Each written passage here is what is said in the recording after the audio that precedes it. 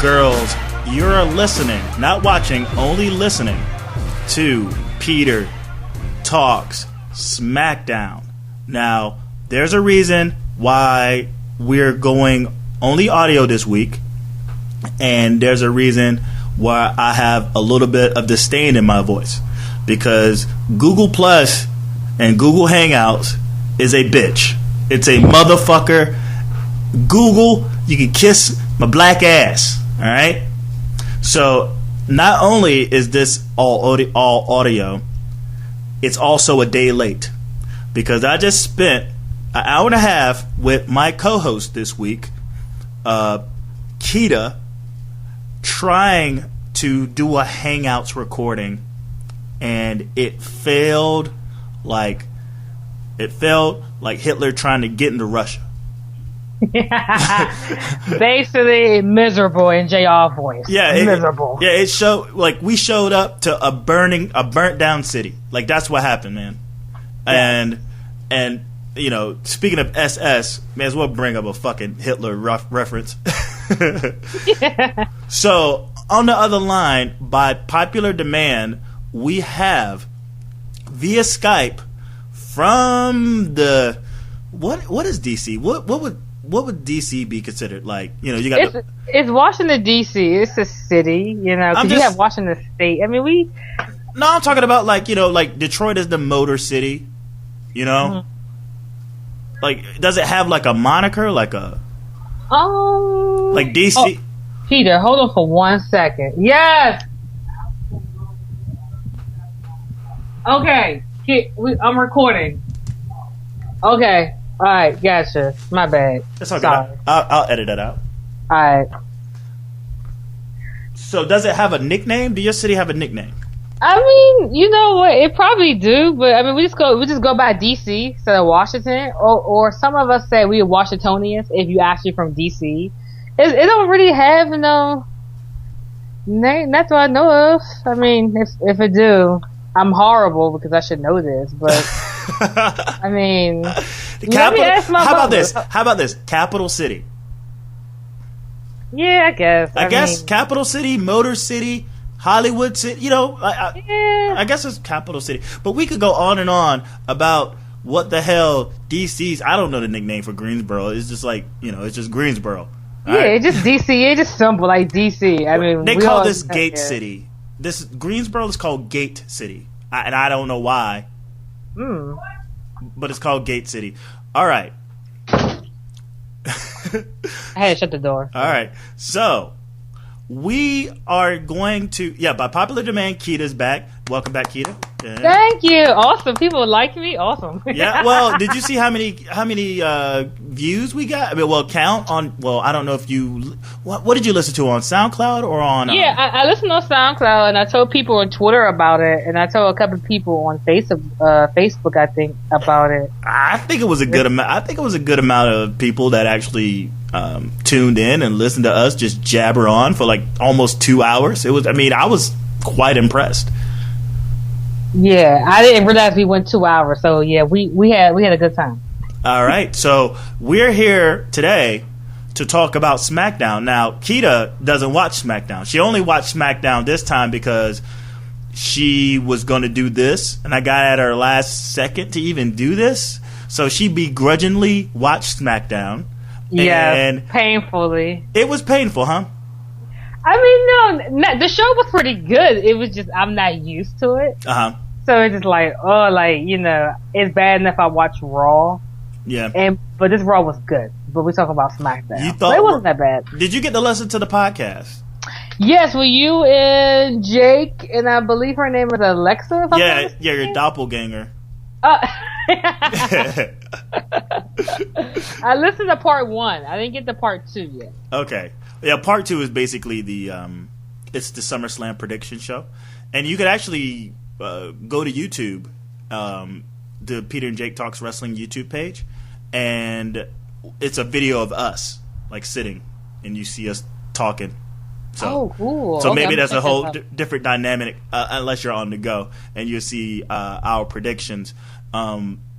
So today, this SmackDown is from Greenbay, what was it? Greenbay, Wisconsin? Yeah, they were in Wisconsin. They're at Green Bay.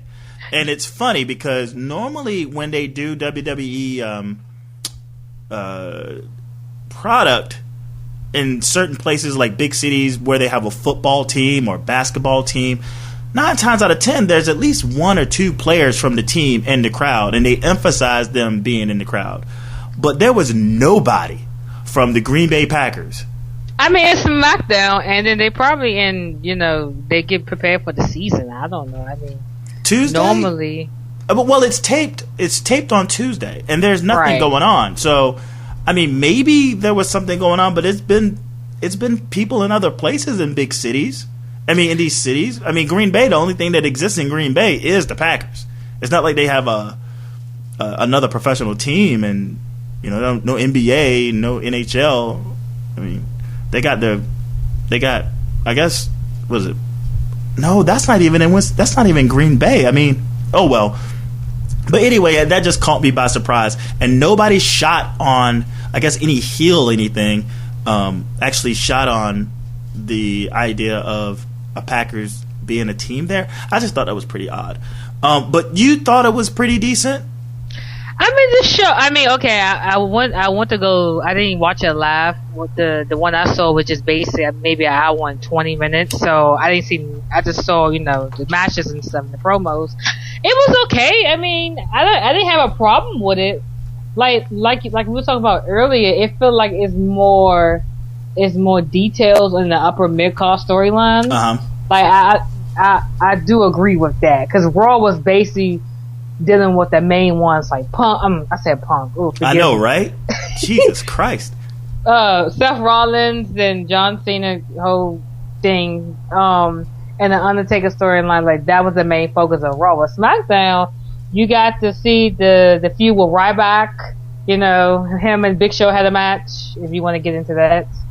No, we'll go down the card. We'll go down the card. Okay, I mean, again, this tied up some loose ends that they couldn't get to on Raw. Basically, I mean, this is the SmackDown Go Home show for the upper mid card guys, and it starts off with Ryback versus the Big Show, and which threw me for a loop, because SmackDown the last couple of weeks they've opened with Seth Rollins, and this week they just started with a match, which it's like, once you think about it, it's like, why don't they just do that more often? Whenever they do it on Raw, they just start off with a match. It's like, sweet, like 15, minute to 20-minute promo by Triple H or by Seth Rollins or by like John Cena. Just a match, and it started off with this match.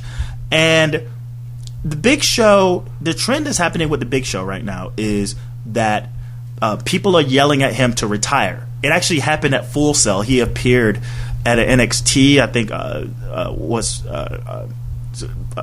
dark match or something, and the people in Full Sail were telling him, "Please retire!" Clap, clap, clap, clap, clap. Oh my god, that is so rude. and that's been the MO. I mean, it caught fire online, and people just been following up.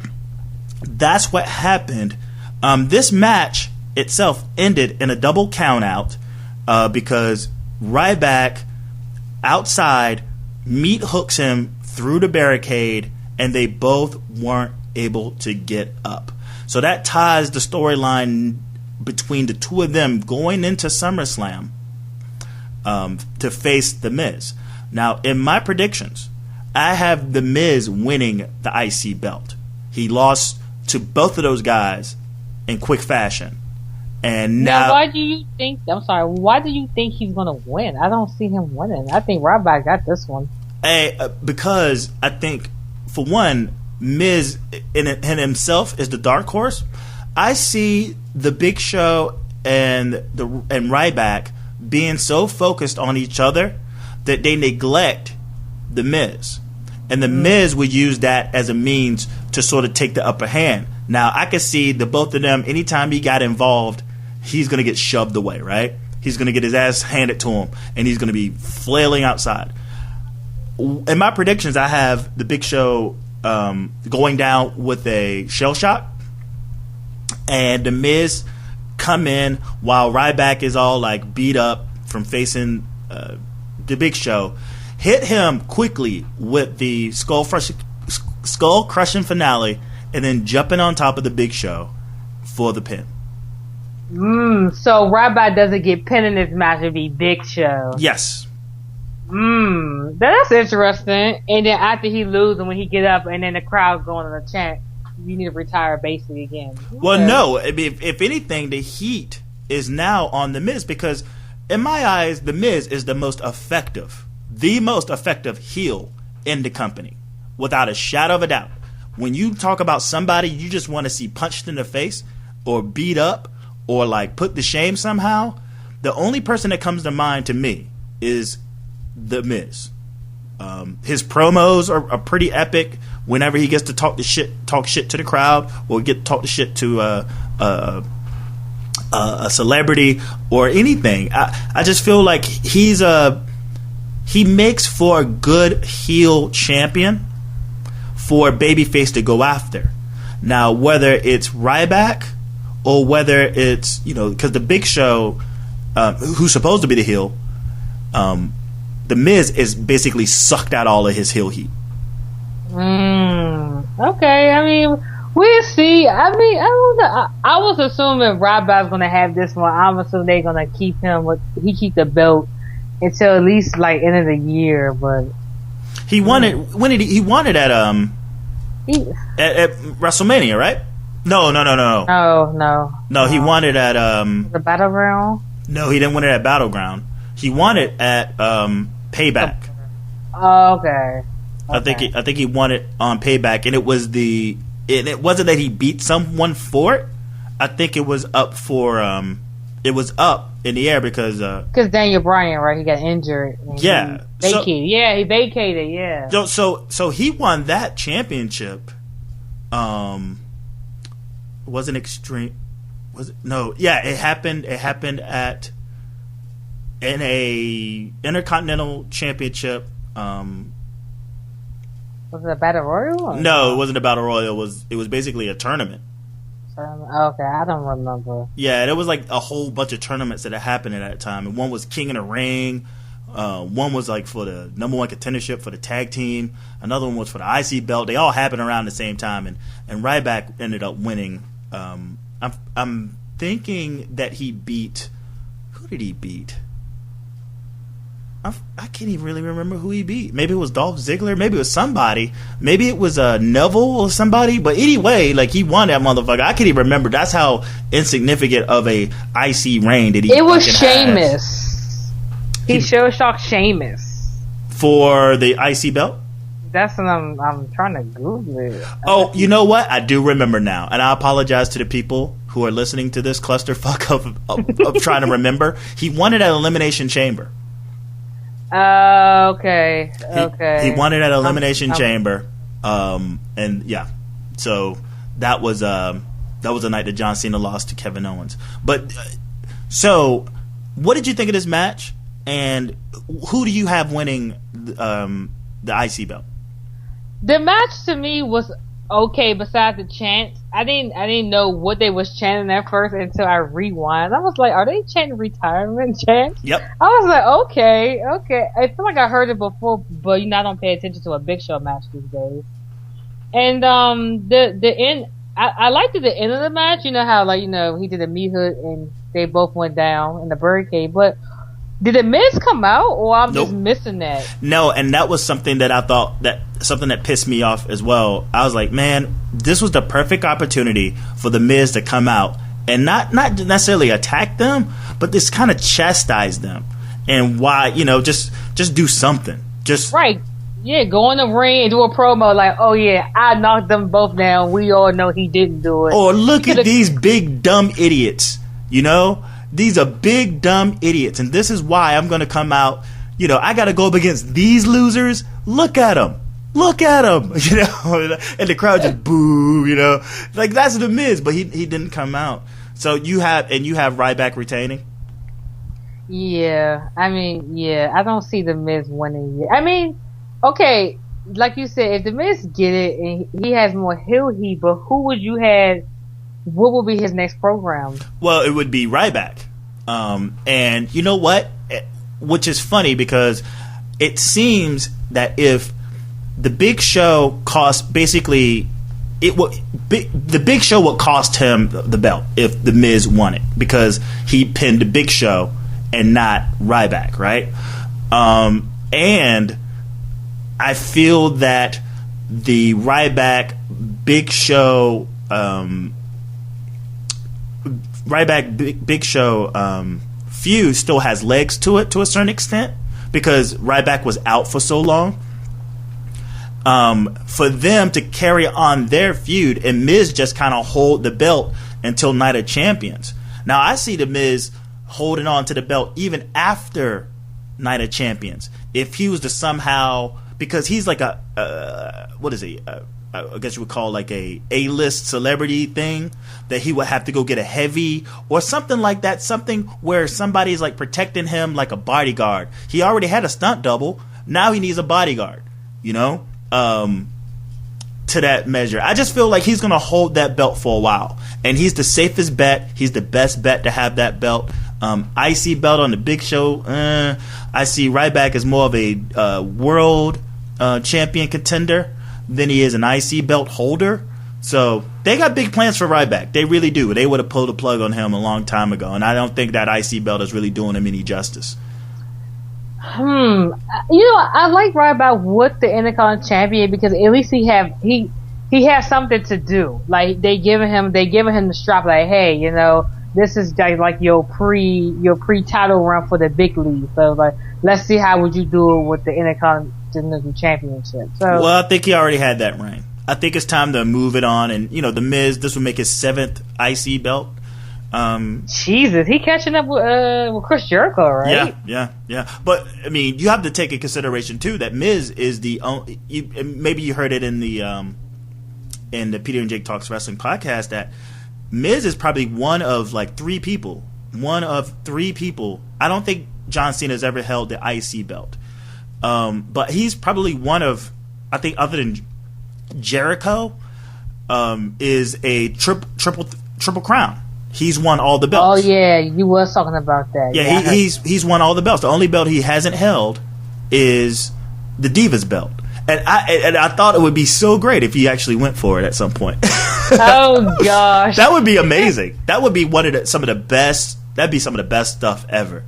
Who would you put him with then? Like, okay, if he had to pin somebody, would you like make him pin like Nikki Bella? Like, yeah, I'm the champion. I beat all the divas, and then he'd come out there, and then somebody he would throw over and then pin her, and he would beat all of them, right? He would take it from Becky Lynch, because I still have Becky Lynch holding the belt. He would just not necessarily squash him, but put up a valiant fight. Like the girls would put up a valiant fight against him, and then he would somehow win until he faced Charlotte Flair, figure 4 versus figure 4. And he would tap out to a Charlotte Flair figure 4. Figure 8. Sorry, figure 8. Figure 8. Yeah. See, I'm always thinking. I don't know. Yeah. You thinking way outside the box, like way outside the box. Hey, but why not? You know, it sounds fun. Charlotte Flair takes the belt right off the Miz, and she starts her babyface reign at some point. But let's move on to after the break. You see the New Day. Before the break, they just, hey, we want some New Day, and then they run up on some nerd, knocks his papers out of his hands, and then they set up the whole like dunk on you thing with Kofi Kingston, and then they fucking just take him and hold him as if he's flying. That shit had me on the floor. I was cracking up. I had to rewind. I was like, what just happened? Because, normally I skip through the commercial. I was like, whoa, I just saw New Day. Back up. I know. I was like, oh, crap. What's that? They are clowns. They're clowns. I remember we were talking about last podcast, you were saying Dave was getting creepier. And yes. I was really looking at it. I was like, oh, my God, Peter was right. They are getting creepier. Especially Big E. Yes. Like, you said how he just, I don't know, like, I see that creep vibe. I see it now. At first, it's like, oh, okay. Yeah, now I really see it. Yeah, he's somebody you don't want to leave your daughter in the room with.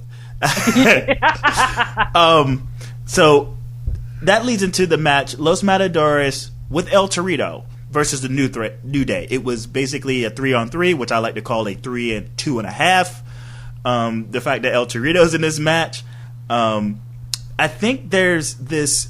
Who was it? I think he was talking about El Torito. Like something about the bull, and then he mentioned something about like Dragon Ball Z, and I was like, "What the fuck?" I heard. Yeah, it was. I didn't understand that one. I didn't either. I don't understand the reference. Maybe it was weird. It was weird for Jerry the King Lawler to bring up Dragon Ball Z was really weird. But the match itself is what it is. I guess it's to tie up the loose ends between the beef between El Torito and Xavier Woods from last Monday. And El Torito ends up getting a hot tag at some point, and then he is completely demolished. Beautiful. God. It was so beautiful because in terms of just heat, like you have to remember, as entertaining as the New Day is, they're still the heels. And you take the biggest dude damn near in the company, or second or third biggest dude in the company, and Big E, probably the most athletic, and him just completely crushing El Torito with no remorse whatsoever was a thing of beauty to me. Did you see after he did that and Xavier Woods, he wanted to tag and he did a nay-nay and then he did a pinfall? Yeah, and that was the whole point. And he's like, I beat him. You see that? I beat him. And they just start dancing and shit. I mean, but this just only goes to show that, like, regardless, I'm not sure. My prediction is the New Day gets the belt off of the primetime players. Yeah, they need to. Like, it's their time. Now, if they don't win, I can see them winning at Night of Champions. I can see that. Or if they want to take them out the title run for like a while and have them win at the Royal Rumble. Okay. Or that's a wild. I know, but I mean, but you gotta realize the city. Like, I mean, they might win it Sunday. I hope they will. That's my prediction as well. But you want a big pop. You know what I mean? Yeah. Like hopefully they have steam by then because WWE like to break up teams. No. It's that not for that petty little below card feud that probably end up on the pre-show. I'm sorry. I mean, I hear you, but I'm not even going to bring up the whole Sting. I think everyone's fixated on Sting, and I'm not. They would have already done something again with him by now. It's SummerSlam, but I just don't see Sting showing up. But I do see whatever this tag team division moving ahead is going to take it to Survivor Series. I keep forgetting Survivor Series. It's not in my top 4 no more. Yeah, it's November. It's after the Night of Champion, and then I think you got some I think TLC. Is it Hell in a Cell? Or TLC or something. I don't know, man. It's that whole like pay-per-view calendar is all types of fucked up. Yeah. But if anything, El Torito is going to be a factor in the actual pay-per-view match. Now, whether he almost cost the New Day the belt is one to see, because that's the storyline right now. Xavier Woods and El Torito. They will not be in the match because they're the third man out, you know. It's going to be Kofi and Big E going in there for the belt. But maybe they continue this feud, and at SummerSlam, okay, Torito gets the upper hand on Xavier Woods, but they win the belt in the ring, and that's the way I see it. No Lucha Dragons to be found, no primetime players to be found. Again, this lazy booking for this tag team division just really pisses me off. Up next, we have Dolph with Lana. It's basically the Dolph Lana segment, and I tell you what, man, from a previous podcast, I just went, dude, this is not how I want to see Dolph Ziggler in this like cute, cuddly, huggy, lovey-dovey thing that they have him in. It's crap. I mean, it's like watching your friends who have the perfect relationship. You're happy for them, but you hate them at the same time. Yeah. Yeah. And this is what this is. Like, I don't want to see this. This me, like, fucking let me like love and hold and kiss you, and then you love and hold and kiss me, and then you say nice things about me and I say nice things about you. This is fucking Dolph Ziggler, right? He should be wrestling. He should not be in this type of storyline. Well, I really thought that this was going to elevate the both of them if they were just going to be like a couple of like a badass couple, as much of a badass couple than say Lana and Rusev. You know, like they were going to be like, "Yep, I'm dope. I'm the man. I got the hot girl. Let's do this." But then it's like, oh, puppies and flowers. Oh. You almost sound like Paul Bearer a little bit. That's a TV. Yeah. It should be Paul. It should be Paul Bearer. Yeah. Like, oh no, I don't want to see this shit. No, I don't. So the whole thing is, Dolph is trying to put over having his throat crushed, which failed miserably. And he talks about seeing Lana in the Accolade and how he was on the hospital bed and how he wanted to get back and offend. And my notes go, okay, this is too lame.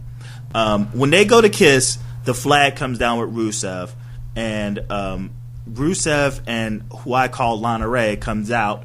And I just look at this, and he's just fucking shooting on them like, fuck y'all. You know what I mean? Like, fuck y'all. And I'm like, in my notes, he's the badass. And okay, they don't come to blows or nothing. It's just them on the end of the ramp. I don't think anything really pops off. I think he's just like, y'all a bunch of fucking goobers. I'm gonna whoop your ass, eat a dick, and then that's how it ends, right? Yeah, I'm gonna stop you for a second because the whole promo with Dolph Ziggler, I was bored as hell. Like you said, Rusev saved it. He saved it. Like, I was like, maybe he's rusty.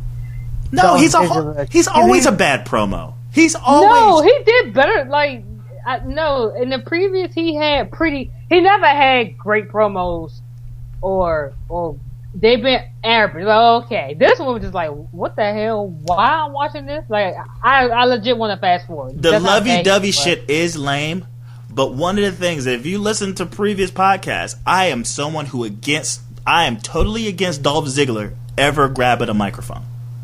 I'm completely against... He should have a manager. Well, not Lana, but... Well, Ric Flair. I mean, and that's the thing. For Ric Flair to sort of give The Miz the rub to use the figure four is just still something that baffles the average wrestling fan, you know? And Ric Flair himself, in interviews, different podcasts or what have you, he's addressed that he want to work with Dolph Ziggler. He's addressed it to everyone. But for some fucking reason, they just haven't pulled the trigger. They refuse to pull the trigger. And I think it has a lot to do with the fact that Ric Flair is probably one of the most unreliable people on the planet. You don't need to throw him into like some hot angle and then he shows up drunk, or he's not there at all, or he's doing something he shouldn't be on camera, and that's taking the heat away from Dolph Ziggler. But it's just the kid is just, I just can't stand his promos. I've never will. And he never talks about anything. He has nothing of substance. You give him something of substance, like having his throat fucking crashed. and this is what we get.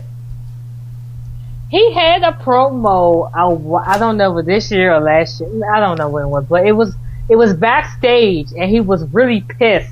I was like, wow, that's the only great promo he had. I don't know if it was a match or something he was coming from. It was kind of a shoot. Pissed. It was kind of like a shoot. Yeah. And him pissed off and how he's being treated in the WWE. That's all that was. I do remember that. And it wasn't that it was the promo itself that was good, because it wasn't as much of a promo as it was of a reaction that he was having to what had just happened, right? And, you know, it's still, to itself, you put anyone in that situation, you're mad, you're just mad. But to go out there and cut like a fucking promo is a whole different beast. You got to keep the crowd on their toes. You have to convey the story that's coming out of your mouth and how it affects the storyline. And he just can't do it. He can perform his ass off in the ring, like, no doubt. You know, he's like Roderick Strong to me. Roderick Strong, the same thing. But put him in front of a microphone and have him look into the camera, or away for the camera for that matter, or talking to like Mean Gene Okerlund or some shit. It's no. Like, just step away from the microphone, bro. Just bump, right? Just when they put the microphone, just do a back bump and like just act like someone just hit you. That's all. Because that's what you want him to be Hogan on the mic, huh? Well, Hogan. Well, how about this? Well, no. If he took cocaine, he would even sound worse. Cocaine. I mean, it's like Hulk Hogan. That's what Ultimate Warrior called him. Hulk Hogan. Yeah. They were so coked up back in those days that when fucking Hogan cut his promos, they were always awesome. They were always Macho Man. Man, those guys were so high on coke, it wasn't even funny. But again, I have Rusev winning this match. I have Lana actually turning on Dolph Ziggler. Yeah, I heard that in the podcast, and I don't know. Like, I just maybe I don't care about the match, so I don't have a prediction. But I'm gonna say Ziggler might win because he returned. I mean, yeah. Retiring. No. Returning. Yeah. Nah. Oh, I mean, no. No, this he got wild. I feel like this feud still has legs as well. I mean, this is the type of feud that can take you into because there's not a belt up. So, I mean, it's just basically a love triangle. And I think it probably has enough legs to take us into Survivor Series as well. And then have whoever involved, because it could turn out that, like, because I always feel that Summer Rae's not over Rusev. And Summer Rae, sorry, Lana is not over Rusev. Summer Rae is just a tool to make Lana jealous. So let's just say they reunite, and then they basically double turn, and Summer Rae joins Dolph Ziggler, and that gives them more time to actually have a 2-on-2 match. An intergender match, say, moving down the line to, say, Survivor Series. Because Lana right now is not ready to get into the ring. She's not. Yeah. And if this happened, this buys them more time to make sure that actually happens. They can't do it now. And that's the big payoff, to see all four of those, them square off. Did you see what Lana did that kick to her on Monday? I legit didn't see that coming. Like, yeah, it was. It was actually on point, and she was in fucking a mini dress too. Yeah, it was something. I mean, you don't see the real impact because the way the camera was shot. Yeah, but it looked good from the other side. She looked Summer Rae, whatever you call her. She looked like it really hurt. Like, she looked like, oh my god, like, did she really just broke my nose? Well, kudos to Summer Rae for being a good bump. For selling. So, she sold that shit like it fucking destroyed her. And I give credit to both of them. They've been selling each other's licks, like really good sell. Whenever Lana slaps the hell out of Summer, she drops, and she sells it like she just got hit by by a Mack truck. So, but they do the Cena Rollins recap. That's one of the biggest issues. Well, most people don't watch SmackDown because of the recaps and shit. That's always a drag. Yeah, that was annoying. Like, I was like, this is why I don't watch it. And this is like, Jesus. Like, I watch Raw. It's different if I don't watch Raw. Oh, okay, cool. A casual fan. Okay, I can watch SmackDown. Boom, that's fine. A recap, that's fine. Yeah. When you watch to watch 3 hours. Fans like, Jesus, I just saw this last night, technically. Yeah. They recorded Tuesday. I just saw this, technically. Yeah. Jesus. Yeah, but that was one of the things I just had to, when I started doing this podcast, it was one of the things I just had to completely get over. Okay, there's going to be recaps, rebounds, but, whatever. Neville versus the returning Bo Dallas, and I was so happy. Yay. I love Bo Dallas. I'm a believer. I'm a believer myself. And yes, believer. Yeah, I'm a believer. He wasn't given a microphone to say anything, which sucked. But he went up against Neville. He got chunky. Did you say chunky? No, he's always been that way. No, but no, he looked chunky. Well, I watched on my computer this time. I normally watch on TV. Well, when I say clip, I say on TV. But he looked chunky. Like, I would say he looked a little chunky the last time I saw him. Well, the last time you saw him was in a shirt. No, I'm talking about in the ring wrestling. Yeah. But like, he hasn't been in the ring too often. So anytime he's come out, like he's kept his shirt on. So it's kind of hard to know. But his body's always been, even in NXT. Now you have to take into consideration he has the same genes as Bray Wyatt, who's also a pretty, big dude. Yeah, and his dad, Mike Rotunda, another big dude. Right. So it's like, it's for what it is. He still has mass, and I think he still has appeal. But you know what this was? This was a rematch of the NXT stuff, right? Neville took the belt off of Bo Dallas, and he went to the main roster. But he makes quick work of Bo Dallas. He hits the red arrow. But the real story starts with the big screen. And there's Stardust, and there's King Barrett. And all I could think about... one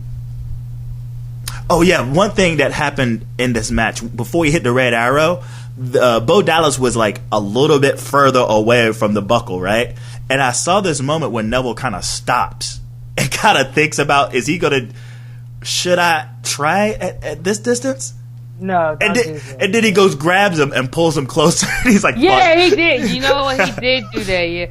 I was thinking about that. The red arrow, when he does that finishing move, I don't think he should do that every match. That should be like a special occasion. You know what I mean? Like a pay-per-view. Because I'm not trying to like jinx him. He gonna fuck up his neck one day. No. I think he just has that shit down pat. And you do have a great point. It's just the fact that that's all he has right now. He can come up with something else. That should be like a special, like, oh crap, he did it. You know yeah, like it's not like the stunner. Like, okay, stunner coming, we'll see it, or the RKO. It's just a high fly, but that's a high risk. I don't think he's going to be doing that 10 years out. I think as long as he's been doing it and how physically blessed that guy is, I don't see that red arrow ever being a problem. But how special it is, you do have a point. It should be treated more special, but right now he's still getting his feet wet, and it's all he has right now. It's all he has. So Barrett and Stardust appear on the screen, and all I could think about was how cool they looked as a tag team.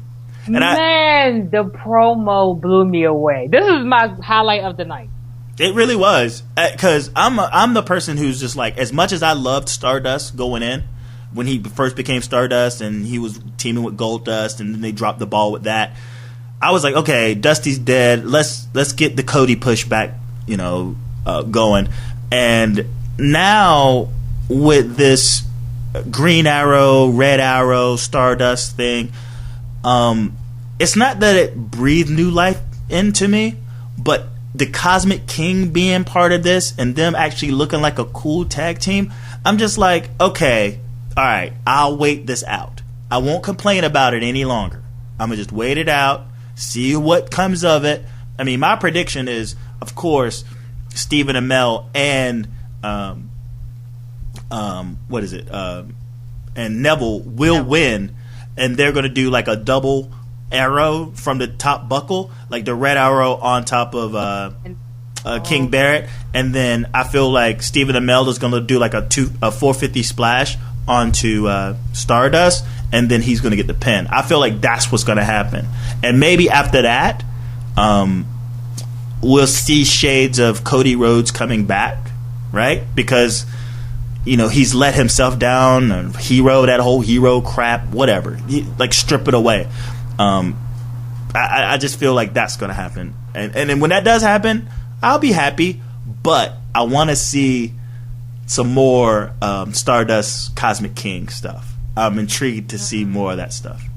Everything Cody Rhodes did, like every character he had, he put 100% in it. It don't matter what crap they give this man. Yep. They put 100%. The Stardust at first, I was like, okay, whatever. But I'm still a fan of it. I was like, every character he had. Okay, remember he had the mask and Dash and Cody Rhodes. Yep. Like, every character, 100%, and he just like, okay, you give me a shitty character, I'm gonna make it work. I loved basically the Phantom, the Phantom of the Opera. I love that Cody Rhodes a lot when he was passing out the paper bags, and he had Ted DiBiase as his boy. I loved that Cody Rhodes a lot, and the music, they slowed it down. I was like, this is fucking dope. I never thought that was a bad gimmick, and when he left it, I was like, this sucks. Like, dude, no, go back to the whoa. It was creepy. It was good. I thought it was pretty good. I thought it was good stuff. But moving on. Now, do you remember the last flashback from the last podcast that we did? And I was like, hey, WWE, check this out. Cut it out with the triple threats and the fatal four ways. Oh, yeah. Okay, I heard that, yeah. Right? Here we are, months later, and, you know, the bulk of SummerSlam is like fatal four ways and triple threats, right? And then we get this match, Brie versus Sasha versus Becky Lynch. And I just go like, Jesus Christ, man. Like, not only is there like lazy booking in the tag team division, but this Divas division it's a fucking mess. It's a lazy mess. And now you have Brie Bella with Sasha Banks and Becky Lynch in a SmackDown triple threat match, right? It's SmackDown. It don't count. I know, right? It don't count. So we never saw it. So you're gonna see on Raw in a couple weeks. So it don't count. Team Bella comes out, cuts a promo, right? And then what is it? Fox and Brie introduce Nikki, and then Nikki speaks on the Sasha Banks loss, which, again, what? We ain't talking championship, so what does it fucking matter? She says something about she's a powerful woman in sports or something, and I just started laughing. That's what I have in my notes. Oh, she's the most powerful woman in sports entertainment. She is, which is, like, once you really think about it, she's married to the biggest name in wrestling. And I mean, she's married to him? I thought they was dating. Maybe they're dating, but either way, yeah. I mean, they're still a couple, and they're a power couple. And then she's the Divas champ. She's probably, in terms of celebrity status, next to John Cena, the most celebrated person on the roster. I mean, the Bellas, and that was part of the discussion we had on the last podcast. Like, man, their star status is ridiculously high. Yeah, because of Total Diva as well. You know, that's a huge part in that too. Yeah, huge part. But even before then, I just seen a lot of people love the Bellas. So Team Bad comes out, and Naomi, Sasha, they shoot on fucking on Nikki Bella.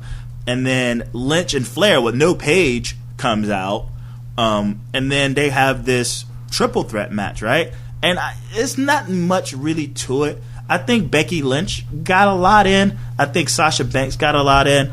Brie is there for the ride, because it's hard for me to tear away from the fact that they were once valets and they weren't in-ring performers, and now they're like, you know, basically like the most popular divas.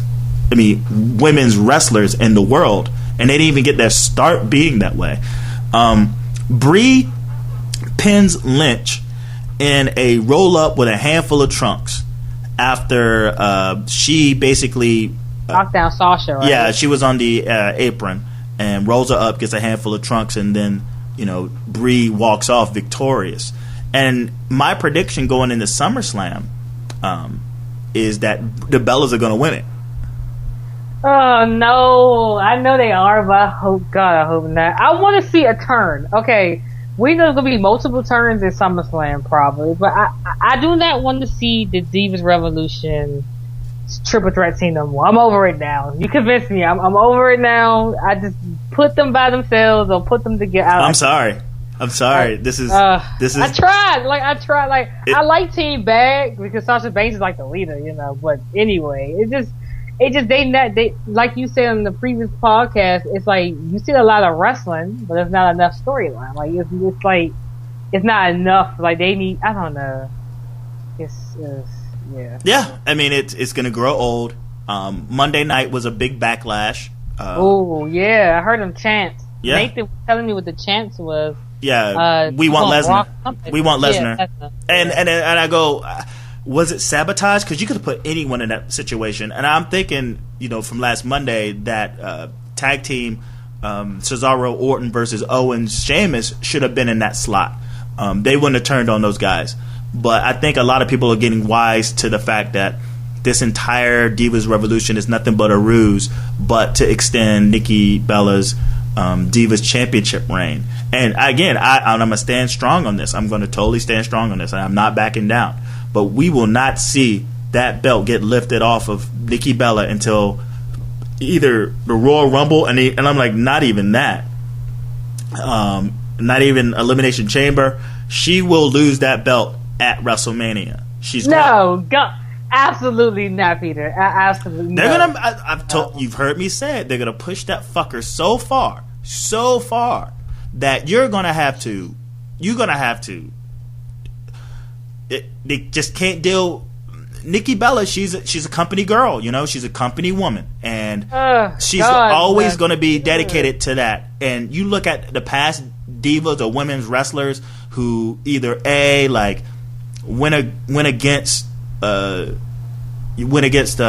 McMahon. You talk about Kelly. You could talk about Melina. You could talk about AJ. It's like, no, I'm not dealing with this anymore. And if I can just wipe any and every one off the record books, even Beth Phoenix, she decided to become a mom. No, you're in this for the long haul. Not Nikki Bella. And Nikki Bella's with Cena, and that's just the way it's gonna go. And I'm telling you, dude. And I see Becky Lynch taking it off of her, because they're gonna somehow do something where it's gonna be another fucking triple threat at WrestleMania, and Becky Lynch is gonna come out or something. Becky Lynch is gonna end up with that belt first. I'm telling you. I've said it before, and I say it again. I said it before, and I fucking say it again. Was there anything about that match you wanted to bring up?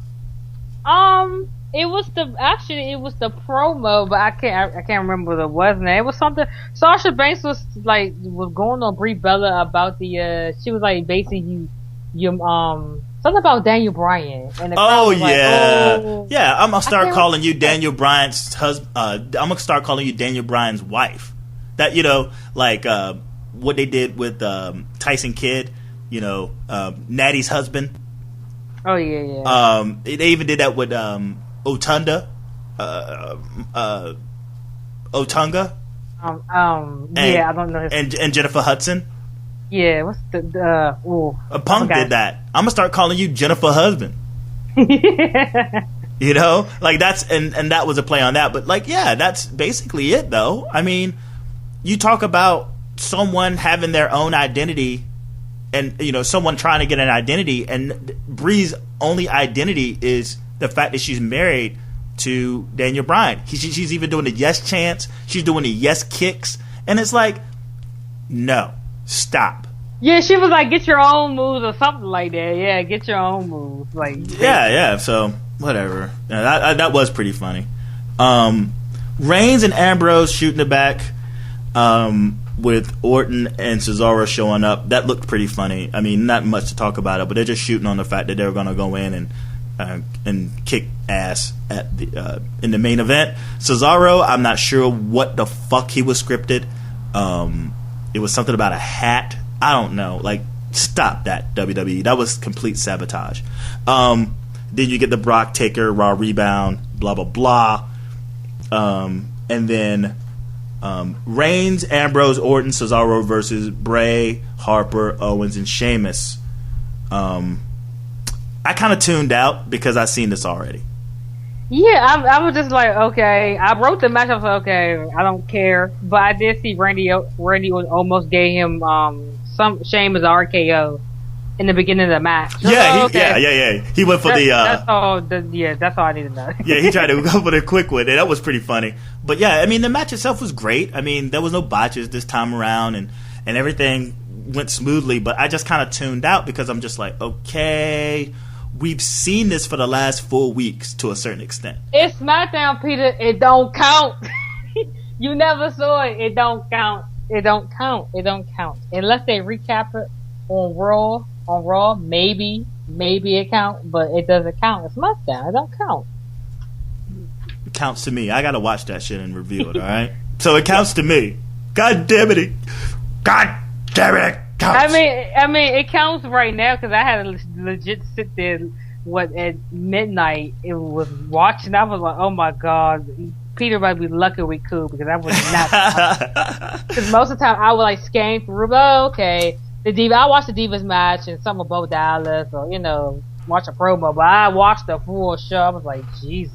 Well, know that you got at least this review to listen to whenever you just get the itch or to watch, or you just want to know what's going on during SmackDown and hear my lovely voice. Of course, yeah. All right. So definitely. So what ends up happening? It should have happened at Raw. You get all these crazy finishes. Everyone does their finish. You get the RKO. You get this. You get that. You get blah blah blah. But Ambrose wins in the middle of the ring with Dirty D's. They lose on Sunday. Yeah. Oh yeah. I mean, well, you got to hear my predictions. I have. I mean, the big turn. Another turn. It's like all of my fucking bold predictions, and I call them bold predictions because they're not just like, oh yeah, this guy's gonna win, but I got like this crazy essay of why why this is gonna happen versus why it just happens. So Harper gets the win with Dirty D's in the middle of the ring on Harper. So who is the odd man out once you look at it? It's not like gonna pin Bray. It's not like they're going to pin Owens. It's not like they're going to pin Sheamus. So Harper is the odd man out to get the pin, and then that's the end of SmackDown, basically. Yes. I know, right? So we got ourselves a hefty amount of wrestling to watch this weekend. What are you doing SummerSlam? I don't have to work that day. I personally took that day off. Maybe I should be saying that. But I took it off, so I'm gonna be watching SummerSlam. Well, let's just hope your boss. They're not gonna listen to this. Yeah, I know, right? They're not gonna listen to this. No, they don't like wrestling, unfortunately. Okay, and you're like the wrestling girl. I was like, you're the wrestling girl, and like you're at your job. Yeah. Oh, you know what? I have another coworker. He actually is a wrestling fan. I can't remember what he was saying something about John Cena is going to. Oh, did he say he was going to win? Yes. He was going to win. He was going to win both of the belts at SummerSlam. I was like, no. That's what it's about. Like it's belt. It's not belt for belt. It's winner take all. Right. So I have John Cena winning. I think he's losing. I think, matter of fact, I think Jake. Hi, Jake. I think he said something about they promote the 15, the shirt, the 15. I was thinking that when I first saw that, I think it's like a 15-time champion. I was like, he's not winning on Sunday, but I think it's going to be some type of screw. I believe you said on the last podcast maybe Kane come back. I didn't say Kane come back. Well, okay. It was all that was somebody said Kane came back. I think might come back. It was either Alexa or Jake. And by the way, Jake doesn't listen to this, so that was a waste of hello. Okay. Alexa probably listened. Hey, Alexa. Alexa, hey. Yeah, your doppelganger. You hear that? Hey. Oh yeah. Okay, I get you, Peter. You was going on my voice the other day, and it's fine. A lot of people tell me I have a weird voice, so it's okay though. I didn't say you have a weird voice. No, you said something about my voice. I can't remember. It's about last week. The one you just had, because I legit listen to all the New Day podcasts, so all they're like in 1 to 2 days, so it's like a blur of which episode is what. So I was like, okay, but I remember Alexa's name was on there. I was like, he was like, yeah, your voice, yeah. No, you was like, y'all sounded like. Yeah, that's all. Okay. Yeah, I was like, y'all sound similar. Y'all sound alike. That's all. Y'all even look alike to a certain extent. So yeah, y'all should be like y'all are like the Peter and Jake PJTW valets. Oh, well, thank you. We feel special. Yeah. Nathan is our jobber. He's a jabroni. Don't get him started. Do not get him started. Man, he'd be alright. I do have a prediction for SummerSlam. I don't know if anybody said this already, maybe. But I keep hearing the rumors. It could be false that Sting might come back, but I think the main event is going to be a screw finish with the Undertaker. I don't think the Undertaker's winning. I don't think Brock Lesnar's winning. I'm thinking Sting gonna come back somehow and mess it up. I don't know. Nope. I just I nope. don't know. Brock is going to destroy Undertaker. God, let's just hope he can recover at WrestleMania, and that should be his last match. Well, how about this? If there's a Sting return, after he's laid down and he's dead, right? After Brock Lesnar took him to Suplex City and back, Sting just walks out and stands over Undertaker. With the baseball bat? No. He stands over him, he picks him up, and he walks him to the back.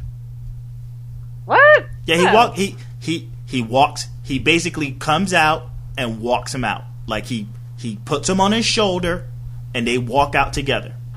What? And more than a match itself, that would be more effective to see the two of them in embrace for like a final curtain call kind of thing.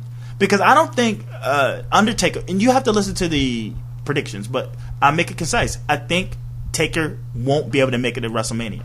I just, the reason why he's doing SummerSlam is because I don't think his body can hold up to give up even a match. Well, that might be one of the reasons I believe Vince McMahon's like, hey, you need to get your ass to SummerSlam. The ratings is down, type of thing. Oh, that too. Okay. That too. But you gotta look at it this way, Peter. He needs to wrestle at the next year WrestleMania because it's a Texas. It's in his home state, so he needs to wrestle. You know what I mean? That should be his final send-off, or have a package. I mean, I think he should wrestle. I don't know who. I'm not saying it's not going to happen. I am assuming that it's not going to happen. That's all. I mean, because even if Undertaker isn't there, they'll probably have enough stars. And I know WrestleMania is Undertaker. He's as Mr. He is Mr. WrestleMania once you think about it, and not Shawn Michaels. But if they could convince a lot of people to come back, I don't think the Undertaker being absent would be that big of a deal. You know what? I think it would, because I know a lot of casual fans, I know them, they be like, hey, is Undertaker going to be on the pay-per-view? I'm like, no, we're not watching it. Yeah. I'm like, dang. They was like, so when he come back? I was like, basically around WrestleMania these days. Oh, okay. We'll watch WrestleMania. Yeah. I mean, older fans, okay. That's the attraction that they have. Yeah. But I think he's going to have that last match. I don't know against who. People saying John Cena. I don't know. It'll make for a better match.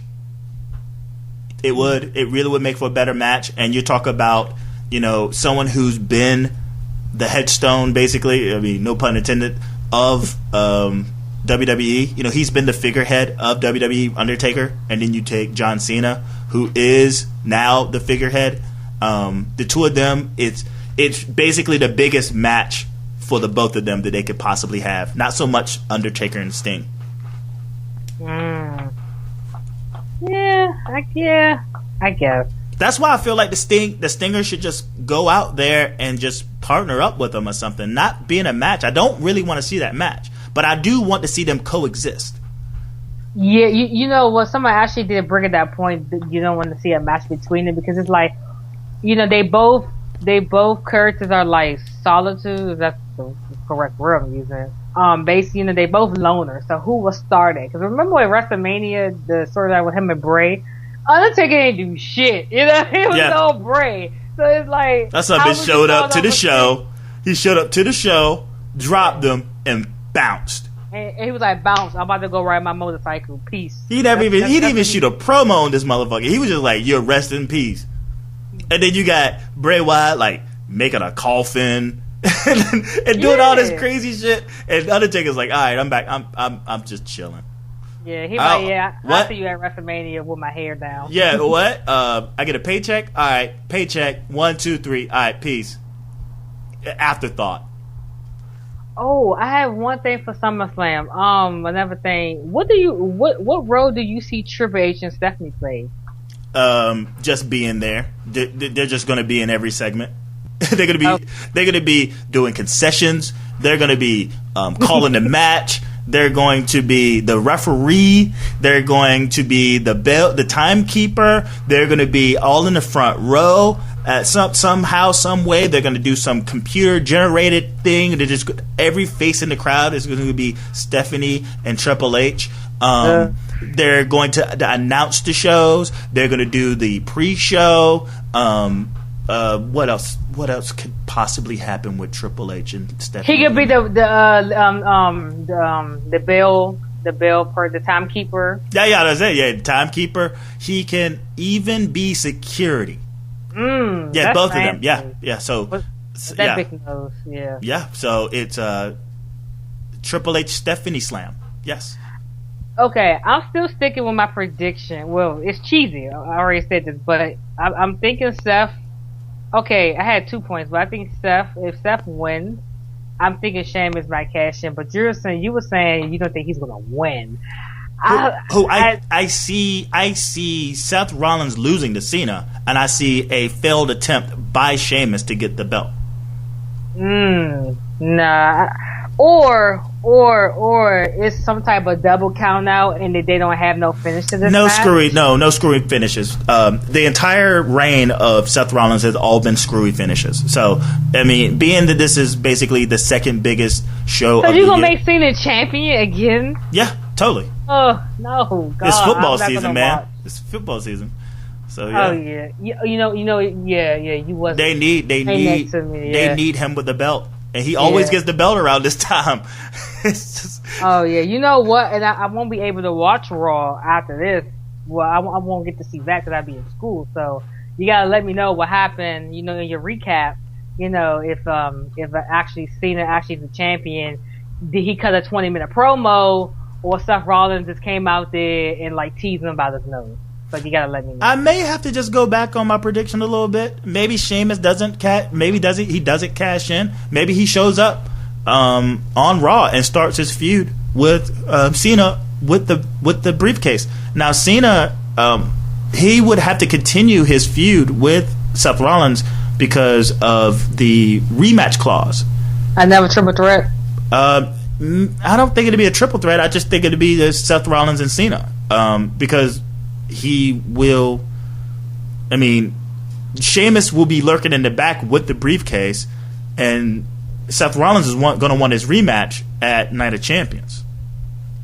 Yeah, but okay, I don't see Seth Rollins losing yet. I don't see him losing to Cena. I see him losing to Sheamus, but I just don't see him losing to Cena for some reason. I don't see that. Cena's going to have that belt.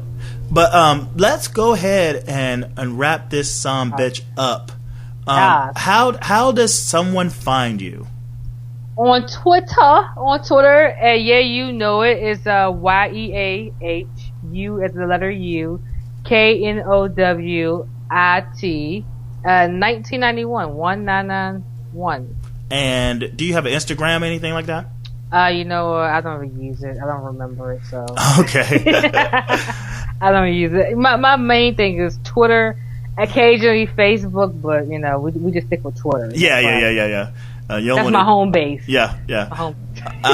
And also, thank you for the people who are listening now. Thank you so much for listening to Peter Talks Smackdown with guest host Keda at You Know It 1991. Be sure to find me on Twitter at PJTW Central. The website is pjtwcentral.com. We're now on iTunes, and I'm now uploading things to Bandcamp. So there's a lot of different ways to listen to this, whether it's Stitcher Radio, SoundCloud, if you have a Tumblr account. A lot of ways to listen to PJTW content. If you haven't yet, go back one podcast back and check out the 1 year anniversary of the Peter and Jake Talks Wrestling podcast is in 2 parts. the review of Raw with special guest Alexa Feldman, found at Sailor Lexi. We do a Raw review. That's part 1, and then part 2 is our SummerSlam predictions, which is also in video format. So if you have the time and you're listening, go back and do that. Even check out the New Day podcast. And anything else to say? Oh, share, subscribe, thumbs up, like, do all that shit, comment, do all of those things, and most definitely subscribe and follow me and Keda on Twitter. Again, PJTW Central. Hers is YeahYouNKNOW1991. Any last words? A 2-time guest. Awesome. I can't wait to come back. Love the show. Always. Yeah, man. Thank you so much for coming. Even in last second, the first one went so well. May as well try it again. At least for a SmackDown review. Try to get you on real soon afterwards and get your hell. We even might end up talking next week. Not for a not SmackDown, right? Review, but for Talks With, and get your impression on what happened at SummerSlam and I like that. NXT and we didn't get to talk about that. We're fine. This is SmackDown. This is SmackDown talk. Okay, yeah. And I'm also exhausted for SmackDown. Thank you, SmackDown. And also your was it day after SmackDown, and day after NXT, and we'll get all that next week. We'll get all that next week. So on behalf of Keda at Yeah You Know It 1991, I am Peter. Thank you so much for listening. Watch out for those foreign objects. Peace.